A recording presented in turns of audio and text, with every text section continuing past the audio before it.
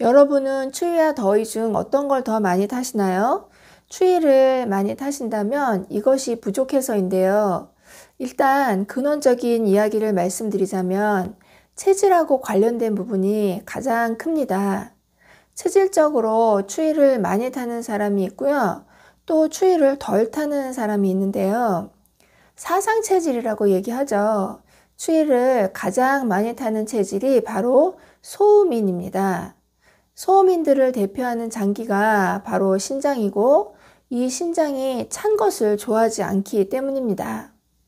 그렇다면 이런 체질적인 부분 말고 또 다른 부분에서 추위를 많이 타는 데는 이유가 있겠죠.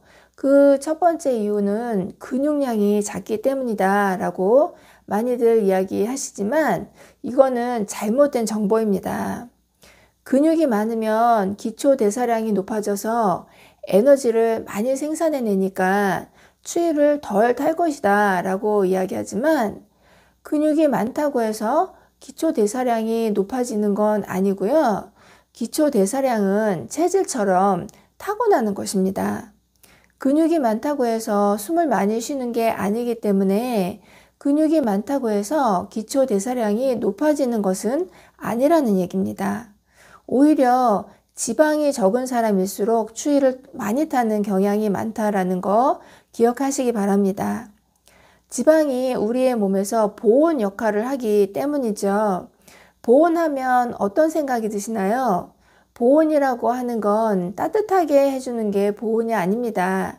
따뜻한 거를 따뜻하게 유지하는 거, 차가운 것을 차갑게 유지하는 것을 보온이라고 하는 것입니다.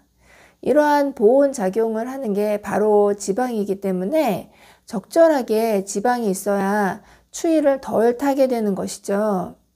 추위를 많이 타는 두 번째 이유는 갑상선 저하증이 있을 때입니다.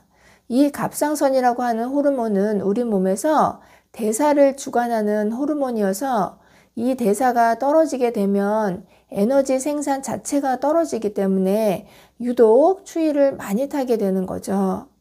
특징 중에 하나가 추위를 많이 느끼게 되고요. 조금만 먹어도 살이 찌는 게 바로 갑상선 저하증의 가장 대표적인 증상입니다. 대사가 일어나지 않기 때문에 자꾸 우리 몸에 쌓여서 살이 찌는 현상이 일어나는 것입니다. 우울증이 있으신 분들도 추위를 유독 많이 타게 되는데요. 우리 몸속에 세로토닌이라고 하는 호르몬이 있는데 이 호르몬의 분비가 급격하게 줄어들므로 인해서 우울증이 오게 되고요.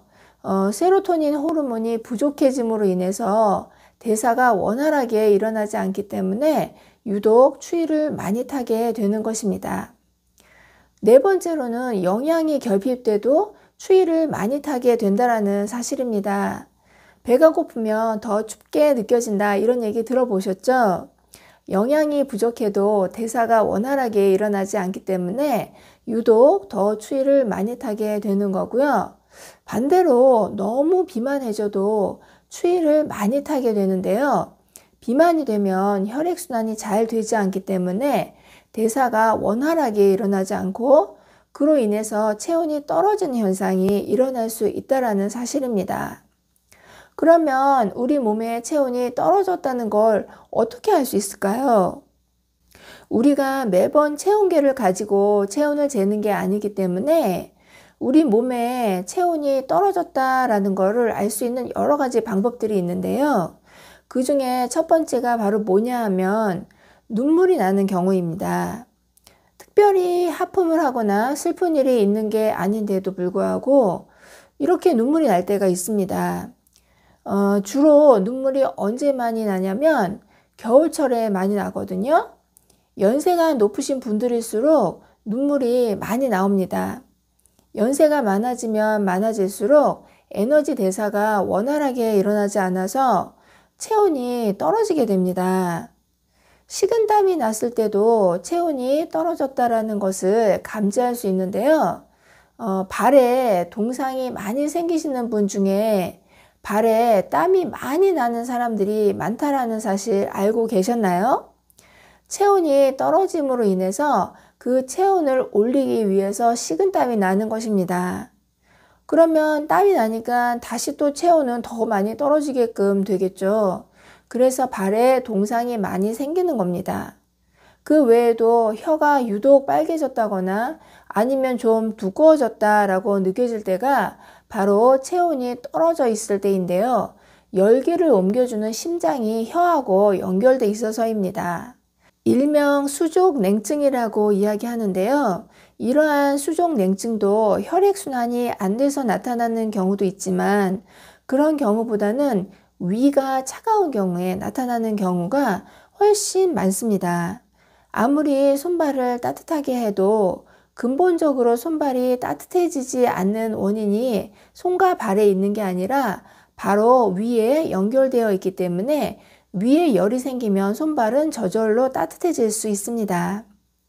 그러면 추위를 덜 타고 좀 몸이 따뜻해지려면 어떤 음식을 주로 먹어야 되고 생활 속에서 어떻게 관리를 하면 좋을까요? 우리 몸속에서 열을 만들어내는 음식을 드시는 것들이 도움이 될 수가 있습니다. 가장 대표적인 게 고기입니다. 고기를 먹으면 실제로 체온이 높아진다는 연구 결과가 있는데요. 그 이유 중에 하나는 고기가 소화하기가 힘들기 때문에 더 많은 에너지 대사가 일어나기 때문입니다. 두 번째로는 열 자체를 가지고 있는 음식을 드시는 것입니다. 대표적인 게 매운 음식을 들 수가 있는데요. 매운 음식을 먹으면 체온이 올라가는 거 많이들 경험해 보셨죠?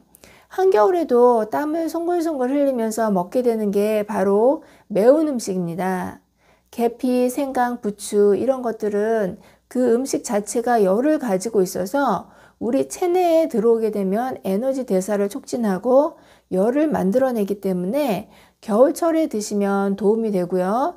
앞에서 말씀드렸던 수족냉증이 있으신 분들이 계피라든지 생강, 부추 같은 것들을 평상시에 잘 챙겨 드시면 손발 차가운 게 훨씬 덜해질 수 있습니다. 인삼이라든지 홍삼 같은 것들을 드시는 것도 몸에서 열을 만들어내는데 도움이 되는 가장 대표적인 식품입니다. 이렇게 열을 만들어내는 것도 중요하지만 체온을 보존하는 것도 굉장히 중요하기 때문에 마스크를 사용하시는 것도 체온을 유지하는 데 도움이 될 수가 있고요. 모자를 사용하시는 것도 체온을 보존하는 데 도움이 됩니다. 겨울만 되면 유독 추위를 많이 타서 겨울을 싫어하시는 분들 어떻게 오늘 좀 도움이 되셨나요? 몸을 따뜻하게 하는 음식과 또 체온을 유지하는 방법들을 활용하신다면 올 겨울만큼이라도 따뜻하게 보내지 않을까 생각됩니다. 긴 영상 봐주셔서 감사합니다. 들어가세요.